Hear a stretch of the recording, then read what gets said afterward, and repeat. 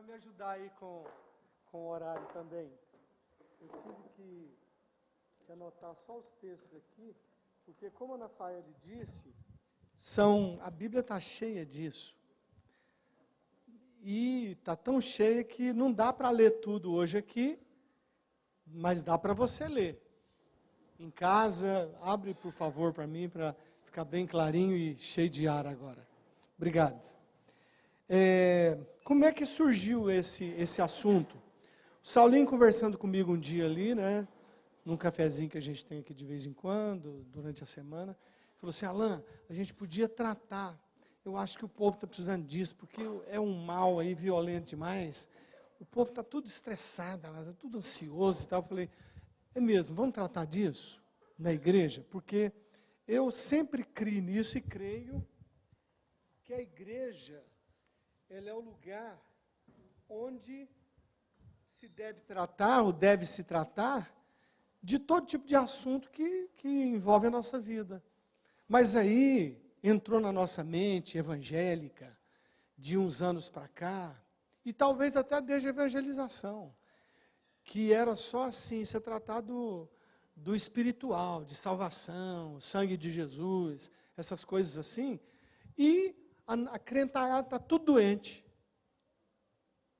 A maioria está doente. Não é que não possa ficar doente, mas fica doente por causa dessas coisas, que você pode evitar um pouco. Você pode evitar.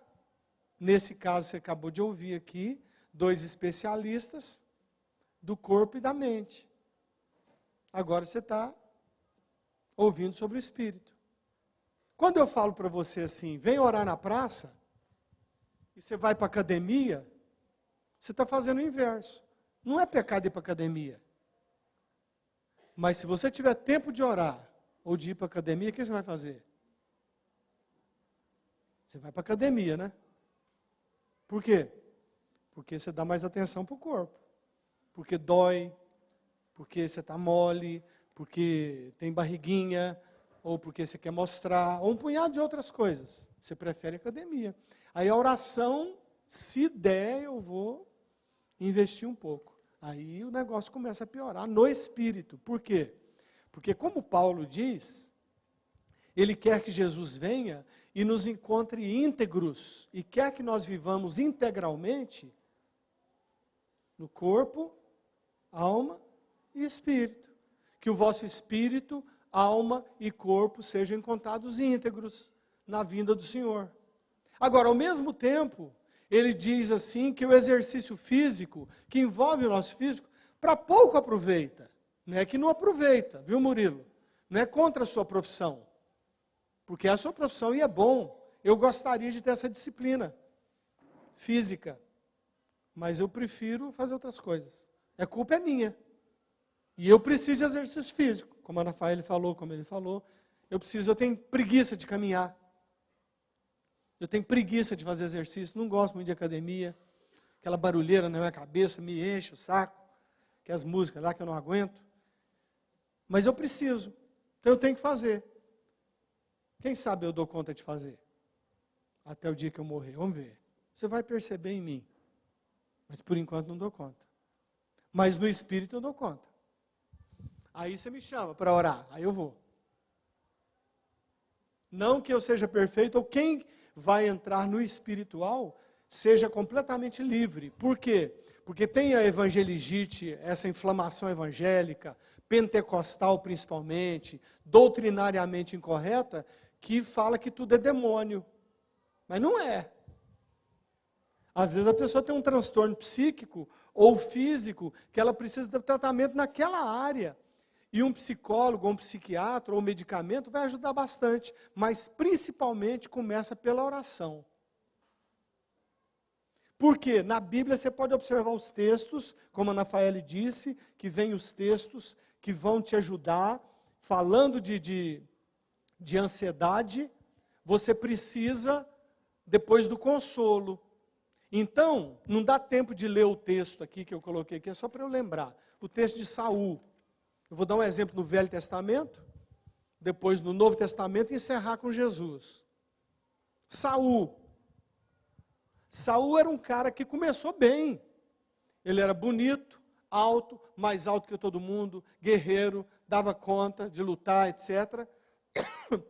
Mas, num determinado momento da vida dele, ele começou a ficar ansioso porque um outro matava 10.000. E ele dava conta de matar 1.000. Aí ele começou a se comparar com o outro, e ele parou de buscar a Deus e começou a buscar médiums, ou remédiums, sem orar primeiro. E culminou com o quê? Literalmente com a morte dele. Ele ficou com inveja de Davi, e culminou também quando Samuel disse a ele e deu a ordem a ele de ficar, o texto está aqui, 1 Samuel, capítulo 13, não é? Se quiser ler em casa depois, do 8 ao 15a. O Samuel deu uma ordem, o profeta Samuel, que cuida da parte espiritual. Você espere aqui que eu venho fazer o sacrifício. O sacrifício é comigo, não é com você, Saul. Você é rei. Ele demorou 7 dias, Samuel não chegou no sacrifício da tarde, ele ficou desesperado. O que ele fez? Ansioso, filisteu em volta para todo lado, todo tipo de guerreiro contra ele, e o povo começando a ir embora. Aí ele pega, fala, traz o animal, tal. A hora que ele acabou de fazer o sacrifício, você lembra? Deus tem dessas coisas, falou assim, uai, ô Samuel, você está aí e tal. Aí ele veio abraçar, não adiantou mais. Falou, rapaz, o que você fez? Não, porque o povo estava indo embora, aí põe culpa em todo mundo tem uma culpa, né? E aí ele ultrapassou o limite, perdeu o reino, porque invejou, porque olhou para o outro, não olhou para si, não cuidou de si e não obedeceu. Guarda essa palavra, obediência. Guarda essa palavra. Tudo resume nisso. No espírito é obediência. Você pode ficar diabético, como eu sou. Você pode ter uma outra doença de dor de coluna.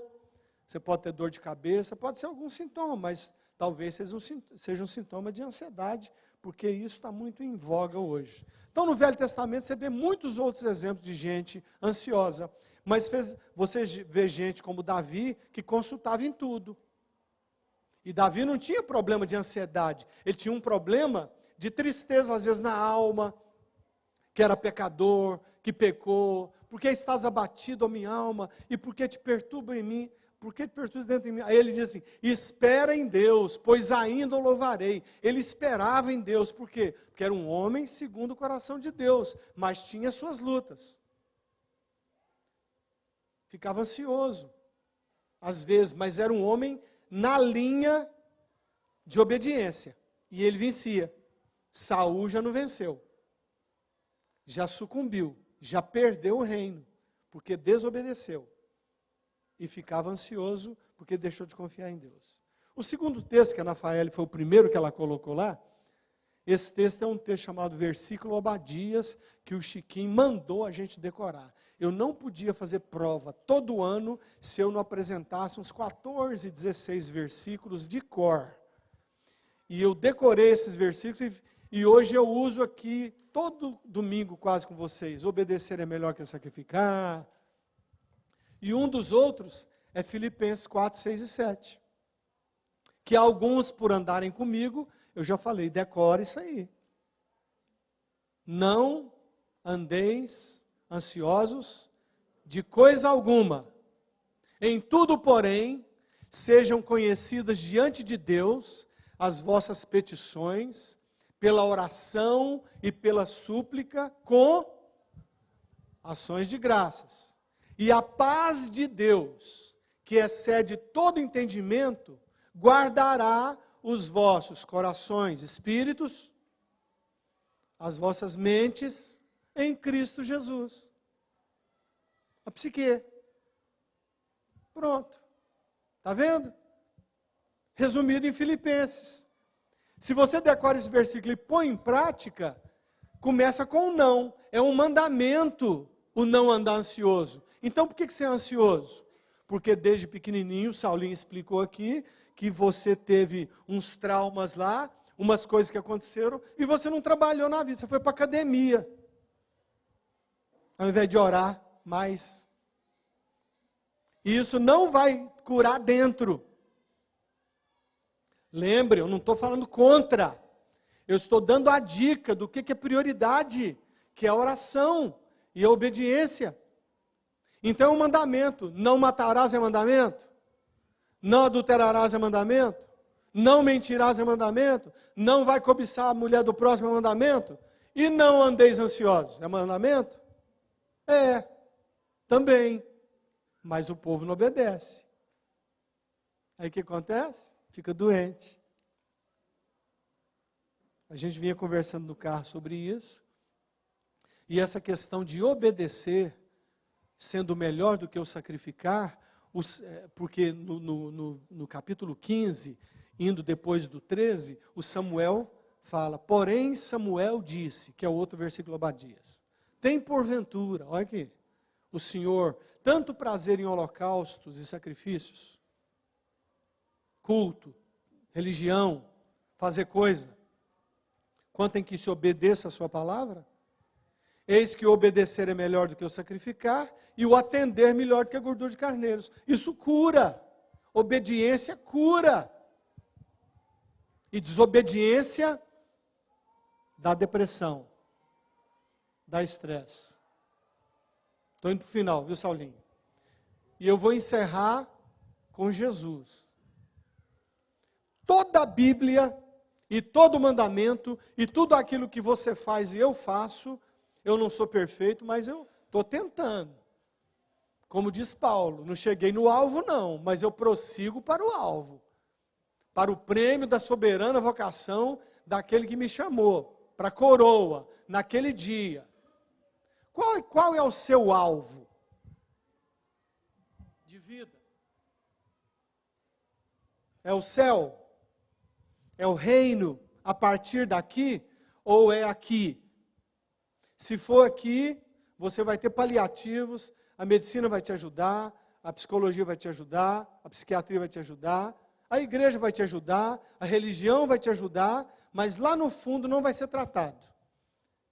Você vai ficar ansioso. E vai passar isso para a criança, e ela vai crescer uma pessoa ansiosa, porque a mãe grita. Não é que grita assim na hora certa, não. Qualquer coisa, o menino quase morre. Dá raiva, não dá? Você me ouvir assim, gritar assim? Mesma coisa. Seu filhinho lá. Né? Do nada assim, pá. Aí você mata de raiva. E vai crescendo com aquilo lá. Então, voltando para Jesus, que interpreta tudo. Presta atenção.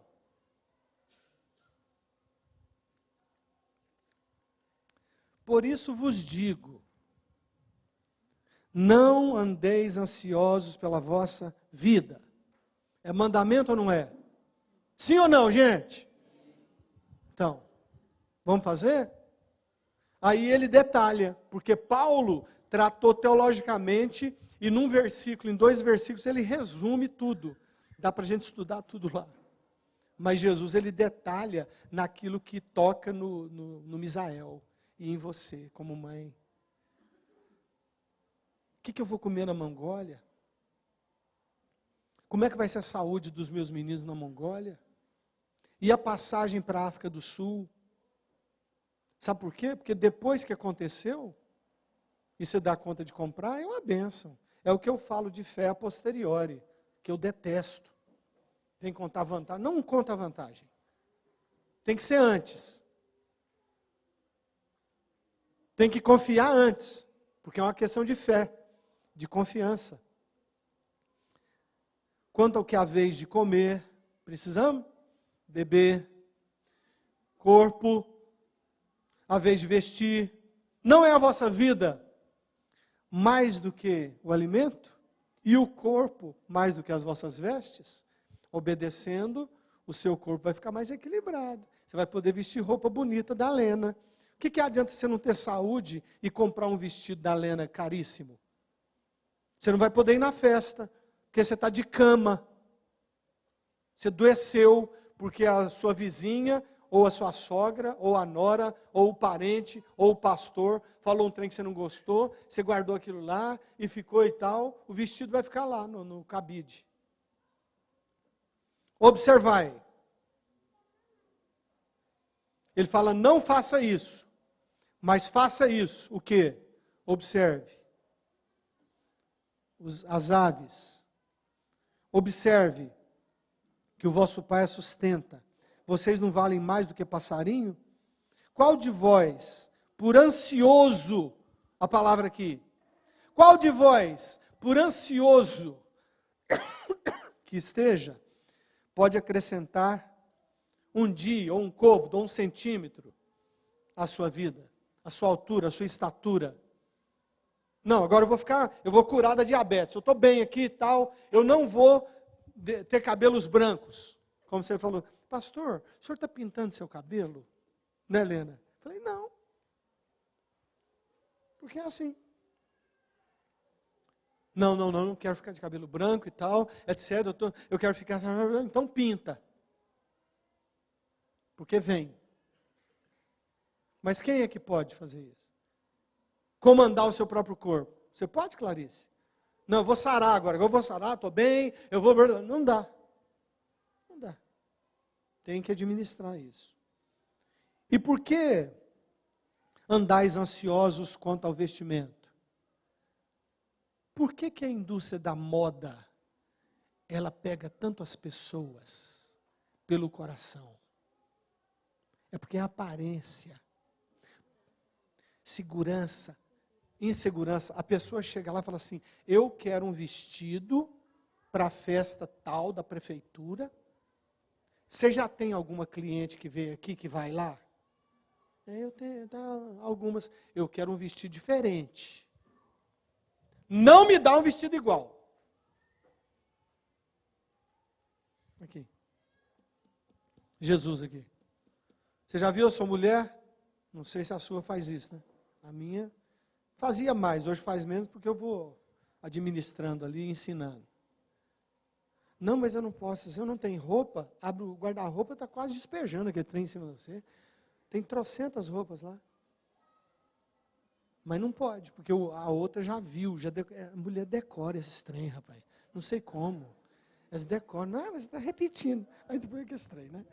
Estou indo para o final. Portanto, não vos inquieteis, dizendo, que comeremos? Que beberemos? Com que nos vestiremos? Aí olha aqui, para encerrar. Porque os gentios é que procuram essas coisas para se satisfazer. Quem são os gentios, Marilúcia? São os que não têm o Espírito Santo e que não conhecem a Deus. Você conhece Deus. Então, você vai vencer.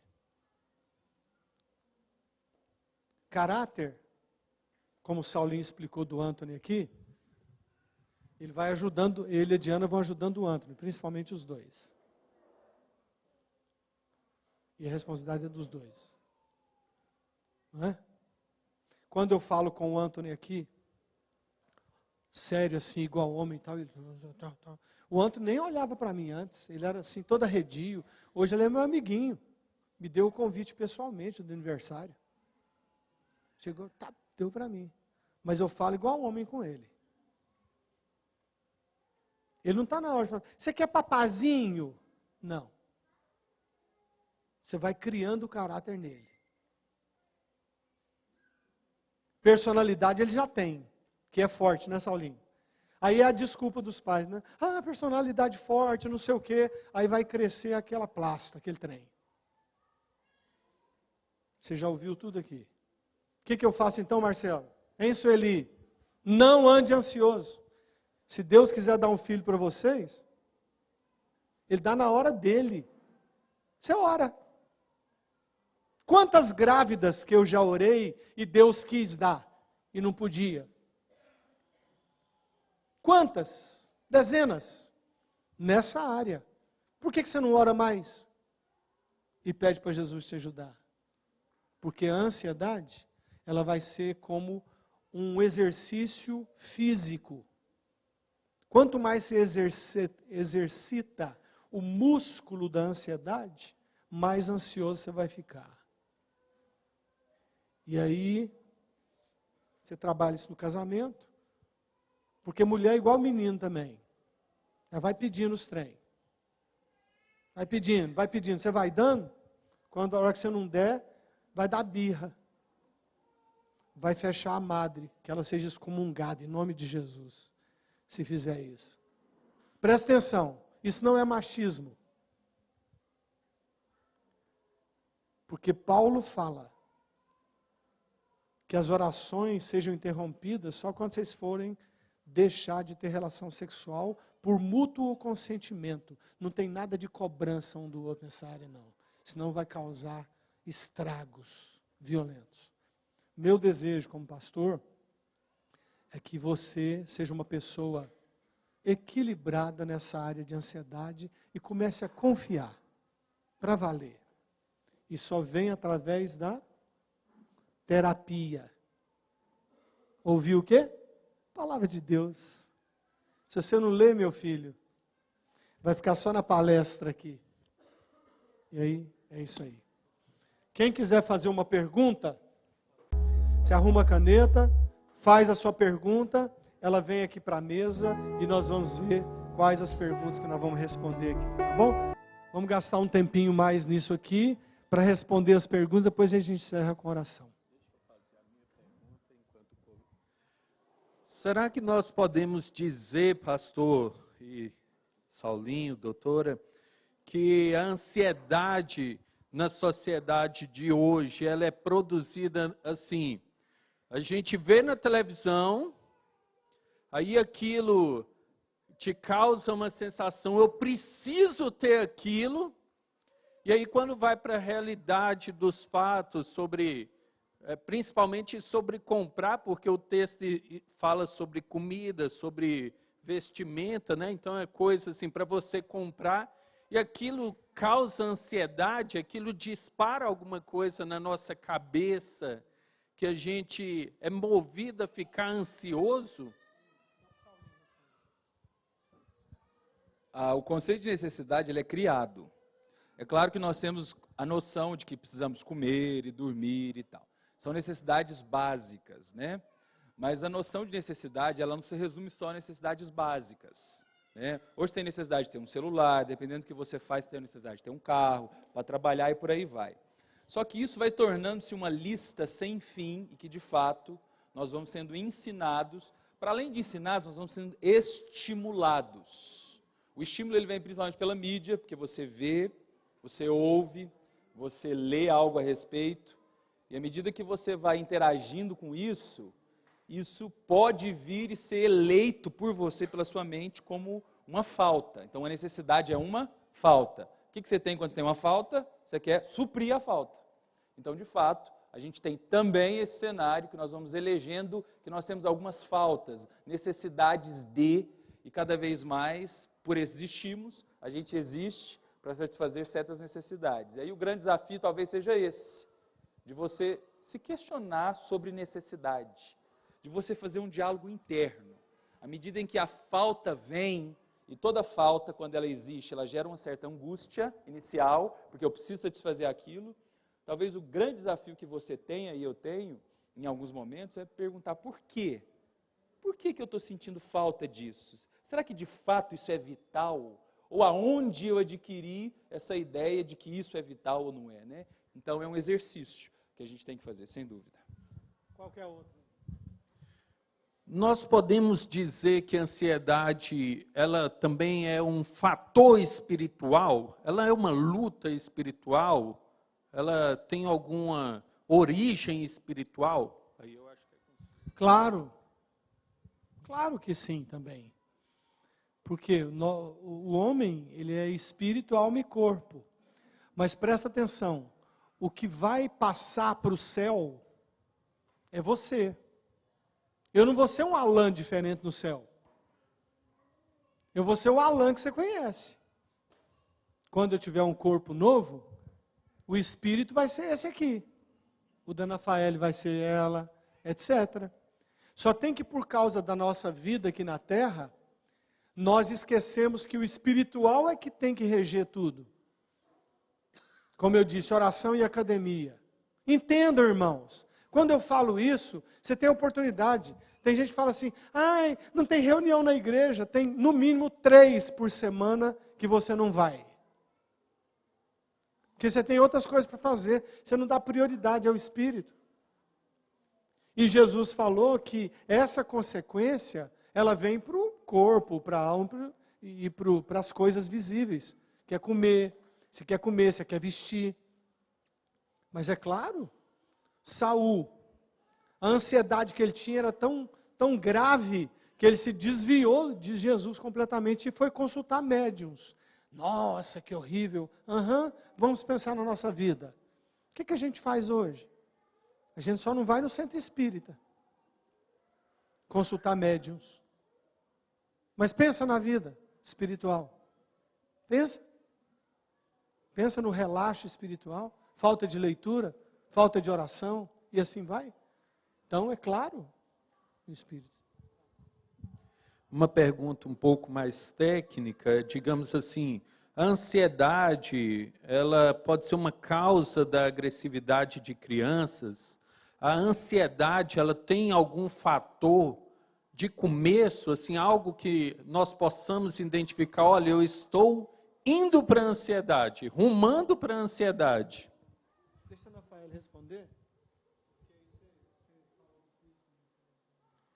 Não, então, assim, a gênese da ansiedade, como o Saulinho mesmo explicou, é muito difícil a gente determinar e falar assim, de uma forma generalizada, porque cada pessoa tem a sua história, cada pessoa tem o seu contexto, cada pessoa tem a sua luta. Então, eu não vou ser leviana de ousar falar em específico a gênese da ansiedade de cada um. Eu vou me ater àquilo que eu acredito que hoje talvez seja um fator de piora da nossa ansiedade, que são as cobranças naturais da sociedade atual, onde a gente vive, que a sensação que a gente tem em muitos momentos é que, por mais que a gente faça, não quer o suficiente, a gente está sempre sendo cobrado e provado a demonstrar resultado, a prover, a produzir. E tem uma pregação do pastor Ricardo Agreste, que ele fala em uma das palestras dele, ele dá uma palestra chamada iFamily, uma analogia ao iPhone, ao iPad, né? E ele fala que há uns anos atrás a gente precisava ter um pouco mais de tolerância em relação àquilo que nós não gostávamos. Vou dar um exemplo. Antigamente, quando a gente gostava de uma música, pastor, a gente ligava na rádio, aí pedia a música, aí você ficava esperando lá 1 hora com a fita cassete, esperando a música tocar para gravar, né? Hoje não. Hoje você pega o seu iPhone no seu Spotify da música que você gosta, você coloca o seu fone e você escuta aquilo que você gosta, né? Então, a longo prazo, você perde a tolerância de conviver com aquilo que você, teoricamente, não gosta tanto. Porque você reduz aquilo ao seu mundo e isso você reproduz nas suas relações interpessoais, no seu casamento, no relacionamento com seus filhos, né? Nós, talvez, vivemos esse conflito da passagem dos tempos e dessa cobrança, dessa mudança. Então, a gente transita, né, entre aquilo que a gente viveu com o que a gente vive hoje. Mas, para as crianças, quem perguntou em relação à agressividade, talvez esse seja um ponto, né, da gênese da ansiedade e da irritabilidade delas. Porque a minha geração ainda era uma geração que precisava esperar um pouco, né? A geração de hoje, teoricamente, eles convivem menos com a espera, né? O bolo, ele pega pronto na padaria, né? Ele já não vê mais o bolo sendo assado, sendo sovado em casa, né? Então, assim, obviamente que eu não vou ser leviana de generalizar, mas a gente, talvez como pais, como educadores, talvez a gente tenha essa lição árdua de ensinar as crianças o tempo da espera.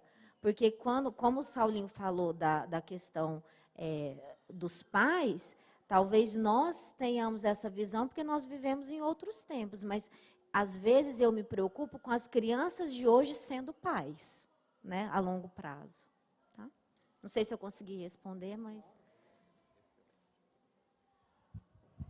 Na apresentação tinha muitos pontos de interrogação sobre o remédio Rivotril. Tem o porquê dessas interrogações no Rivotril?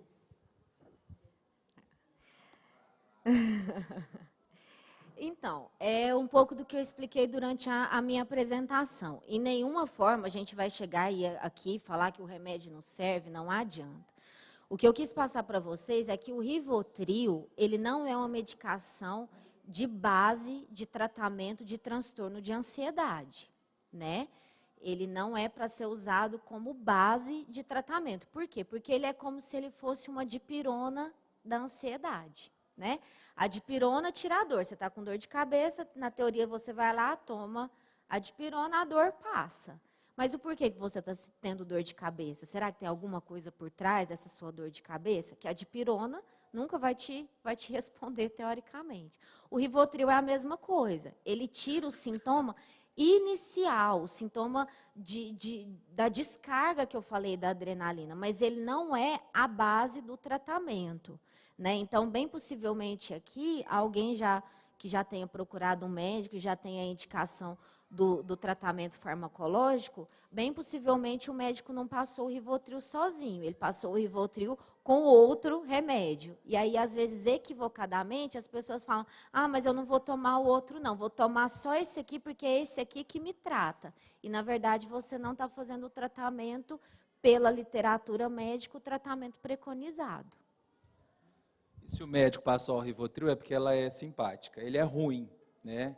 Então, ela explicou como deve ser feito. A gente está falando de Rivotril porque é um medicamento muito popular. Hoje, inclusive, é barato, ele é acessível, vira piada para nós e tal. Né? Tomar Rivotril, e tudo, exatamente. Então, fica até uma dica boa para você. Quando você for no profissional de saúde, você já tem entendimento agora sobre a maneira como, se for só isso isolado, se ele não te explicar mais, se ele acreditar que você é uma pessoa ignorante, que tem que tomar para resolver, então procura outro profissional, porque, né? Geralmente, quando o médico prescreve, ele prescreve a outra medicação e o benzodiazepínico, o clonazepam, o Rivotril, por poucos dias, porque é o que a literatura médica descreve, solicita, né?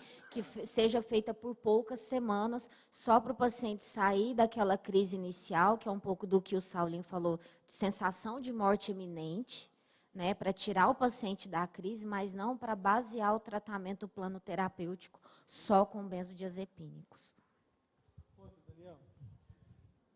Creio que seja para o Saulinho, né? Saulinho, nesse processo de tratamento, tem algo que marca, como a pergunta é feita aqui, durante o tempo, deve ter uma sequência, um momento certo para parar? O momento que para o tratamento? O medicamentoso, sim, a Ana Fé está lembrando aqui, claro, né? Ele é episódico, ele é para o momento, principalmente pela crise, pela intensidade, está agudo demais, o medicamento tira desse estado. E o psicoterapêutico também. Vai chegar um momento em que o próprio terapeuta, se ele é bom, se ele é um bom profissional, ele entende o conceito que a gente tem de alta, né? Ele vai te dar uma alta. Agora, é claro, gente, preste atenção. Você vai ter que existir com aquilo no sentido de ter consciência do seu corpo e da sua mente, isso vai envolver um controle. A gente não fala, e preste bem atenção nisso, quando é essa classe de desafios de uma cura 100%, a não ser que seja um milagre. Tá?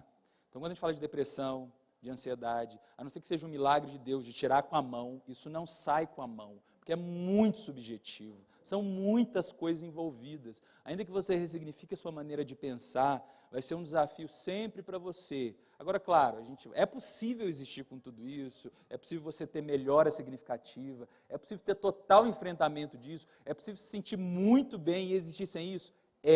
Mas hora e meia você vai ter que se lembrar dessa sua fragilidade, dessa condição. Né? Porque se nada é do nada, aquilo foi inserido e aquilo foi ressignificado, mas a memória fica, o corpo tem memória e aquilo vai se dinamizando. Né? E só complementando isso aqui, não é que você vai começar a orar e vai sarar, não. Porque a vida inteira a pessoa não orou. orou pouco? Orou só quando queria trocar de emprego? Orou para o filho sarar? Ou porque ficou com febre? Ora nessas horas só. Não tem costume de orar, não tem exercício de oração, não tem exercício espiritual, não sara assim não. Porque a oração é um gosto, você pega gosto por ela, gosto por ler a palavra, você fica querendo ir atrás. E aí você vai melhorando, é claro, o temperamento, a personalidade, o caráter, a criação, a família, a igreja, o ensino doutrinário, tudo isso vai influenciar no modo em que você vai reagir para a depressão ou para a ansiedade. Aí você vai aprendendo, vai ouvir a teoria toda bonita aqui, legal. Nossa, então agora eu vou fazer isso, vou fazer aquilo, eu vou curar assim numa semana. Não é assim. Não é assim. Leitura da palavra é anos, por anos. E renova, e renova, e renova. E aí a alma, o corpo, o espírito vão sendo trabalhados até no ponto em que Jesus diz assim, a minha alma está angustiada até a morte. Fica comigo e ora comigo. Não foi isso que Jesus falou? Jesus, rapaz. Então. Tem algumas 2 ou 3 perguntas aqui que estão muito, assim, quando foi descrito os sintomas, todo mundo se identificou em algum sintoma. Opa, é um sinal. Então, tem algumas perguntas que dizem assim, ó, dores no nervo ciático, tem a ver com ansiedade?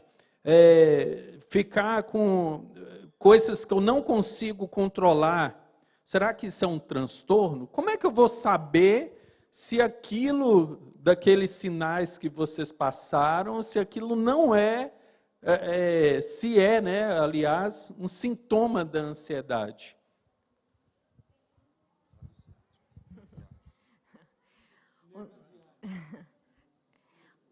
O nervo ciático, gente, dificilmente, tá? Assim, a relação do nervo ciático, ela está mais relacionada a uma questão osteomuscular, né? Então, geralmente, nós temos o sentimento de dor lombar, que geralmente é uma dor localizada na região lombar, e quando existe a compressão do nervo ciático, a gente chama de lombociatalgia, que é uma dor lombar associada à irradiação, é uma dor que vai ali por dentro da nádega, às vezes chega até lá no dedinho do pé, geralmente é algo mais localizado, mais osteomuscular. Não tem muito a ver com o transtorno de ansiedade em si.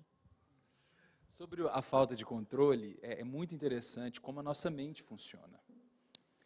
Você chega num estado agudo, você é convencido de que você não tem controle daquilo, ou seja, é mais forte do que. É uma expressão muito comum na queixa de pessoas com diagnóstico de ansiedade generalizada, eu não controlo, é mais forte do que eu. Ou seja, claro, é uma expressão que ela está utilizando para designar a angústia e o sofrimento dela.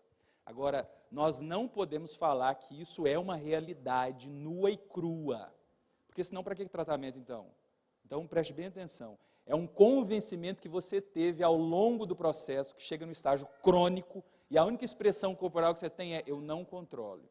Neste estágio, que é um estágio muito avançado, quando tem essa convicção plena, é claro que o seu desafio vai ser um pouco maior. E aí a gente fala de um diálogo que você tem que ter consigo mesmo, de ressignificar aquilo, de você aos poucos tendo ganhos às vezes mínimos, mas que você começa a ter. E aí, claro, a psicoterapia, ter uma rede de apoio, que a gente fala, a área espiritual, os exercícios físicos, tudo isso em conjunto, a sua maneira de se posicionar vai te dar ganhos no início bem singulares, mas que a partir deste início você começa a ter um espaçamento maior, e aí você começa a descobrir que, não é que eu consigo controlar um pouco, não é que eu tenho estágios de melhora, não é que eu fiquei uma semana assim bem. Agora, o que é o desafio demais, assim, qual é o desafiador de tudo isso? É que quando você vem uma segunda crise, aquilo vem com tanta intensidade que a crise, ela dissolve a memória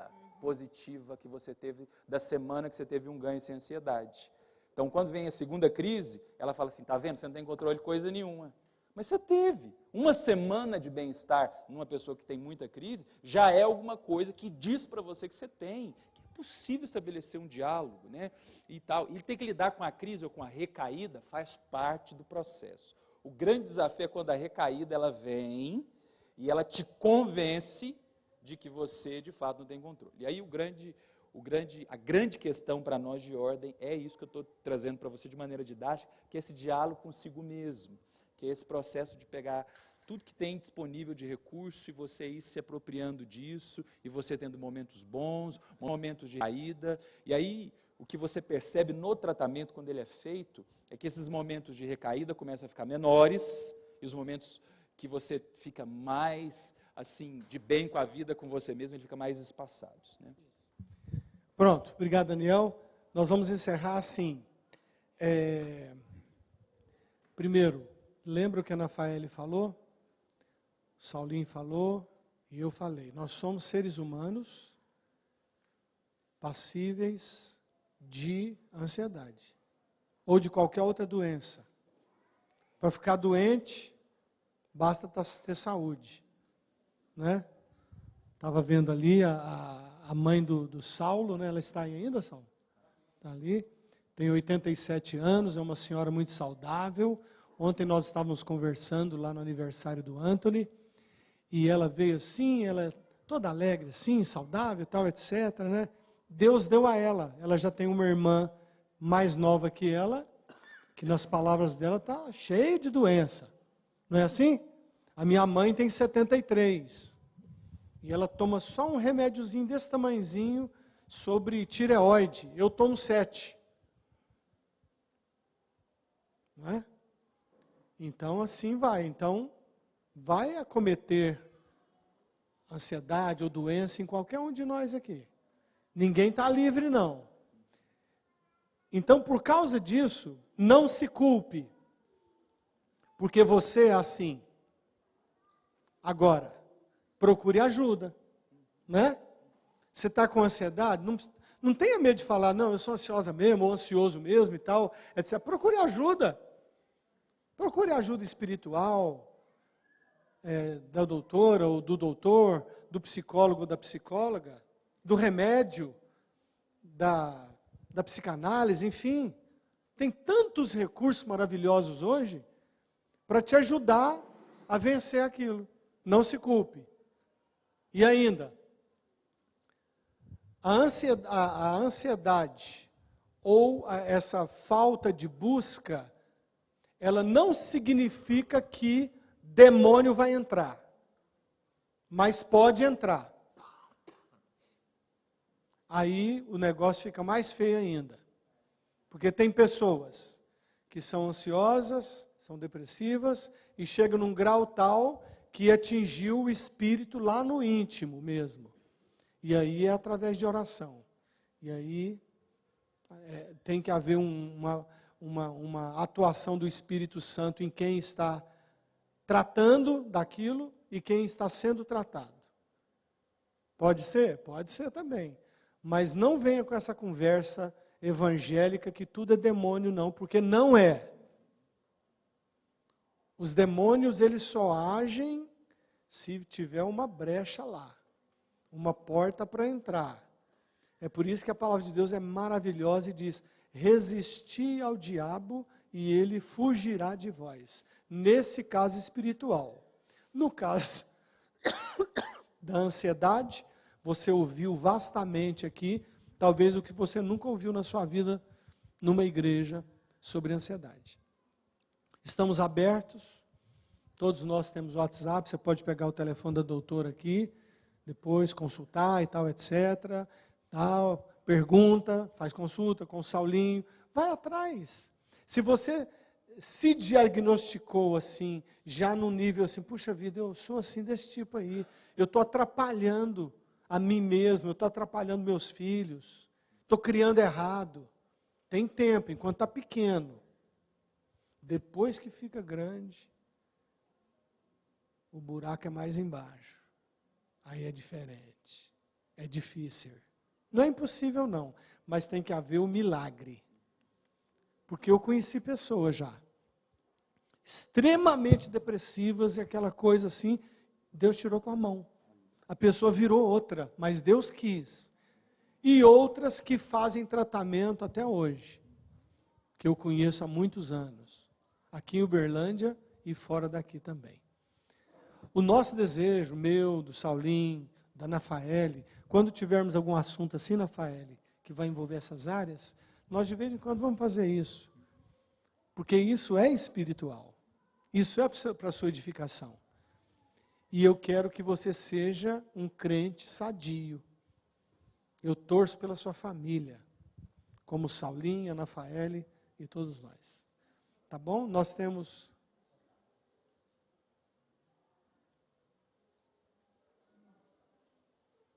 Pode falar.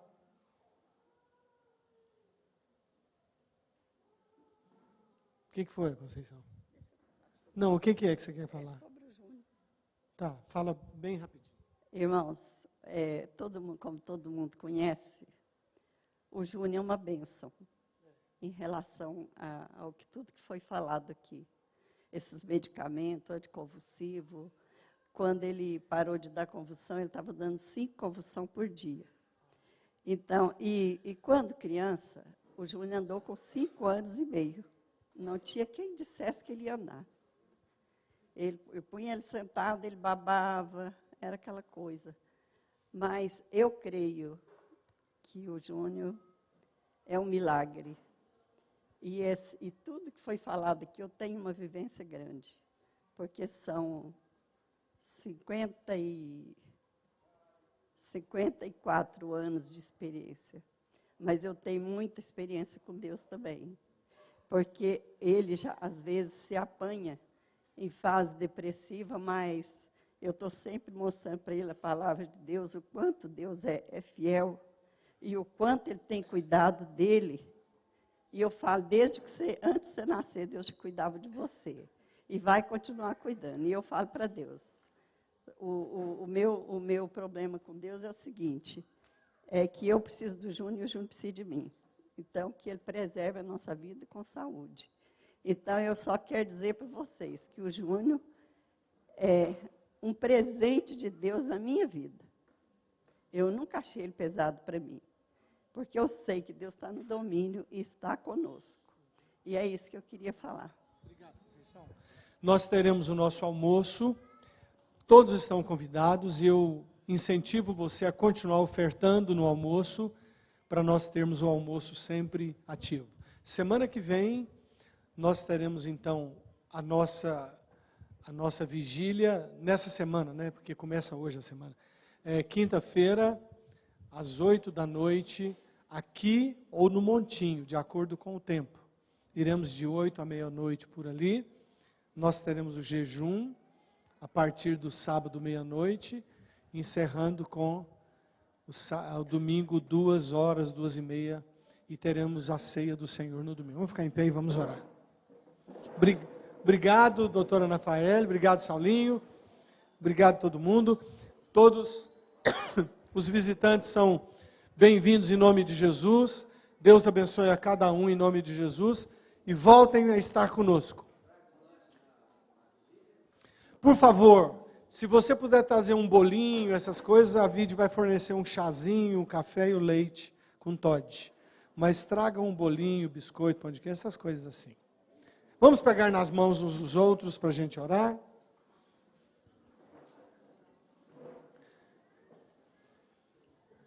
Começa a orar também para que nós vençamos nessas áreas físicas aqui na Vide, o retroprojetor, o telhado ali, nós precisamos subir aquele refeitório no tempo de Deus. Eu não estou ansioso por isso, aliás, por nada, não estou ansioso para nada, nem para morrer, que é o que eu mais deveria estar ansioso, né?